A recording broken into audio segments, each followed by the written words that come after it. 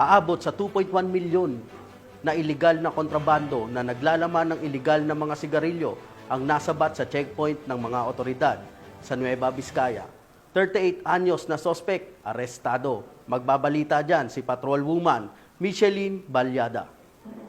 Isang driver ng van matapos masabat ng mga otoridad ang tinatayang 2.1 milyon halaga ng kontrabandong sigarilyo sa isinagawang checkpoint operation sa barangay Nagsabaran, Diadi, Nueva Vizcaya nito lamang ika-25 ng Oktubre taong kasalukuyan.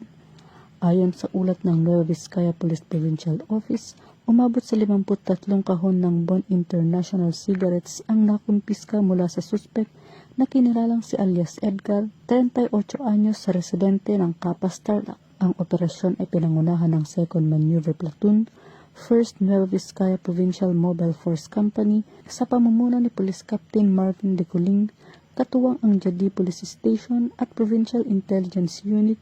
Pinahinto nila ang isang Mitsubishi L300 FB closed van na may plate number NKQ 4665 para sa inspeksyon. Nang buksan ang van, napansin ng mga operatiba ang isang bahagyang nakabukas na kahon na naglalaman ng mga sigarilyo. Nang tanungin ang driver, inamin nitong mga sigarilyo ang kanyang dala, ngunit nabigong magpakita ng anumang dokumento na nagpapatunay sa legalidad ng kargamento dahilan upang siya ay agad na arestuhin. Sa pahayag ni Police Colonel Domitivo, binigyan diin niya ang operasyon ay patunay ng dedikasyon at mahigpit na pagtutok ng Nueva Vizcaya PPO sa pagpigil ng iligal na kalakalan, partikular sa mga produktong tabako na nakasasama hindi lamang sa ekonomiya kundi pati sa kalusugan ng publiko.